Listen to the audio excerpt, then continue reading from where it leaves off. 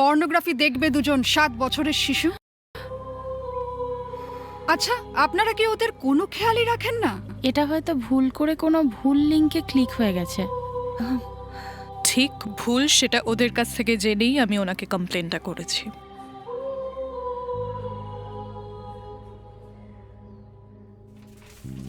I am sorry, ওদের দুজনকে আর আমরা আমাদের ইনস্টিটিউশনে রাখতে পারছি না। ম্যাম, এটা কোনো সাবজেক্টে কম নম্বর পাওয়া নয়, দুষ্টুমিও নয়, এটা অসভ্যতা। ওরা দারোয়ানের রুমের পাশে আছে, ওদেরকে নিয়ে আপনারা আসতে পারেন।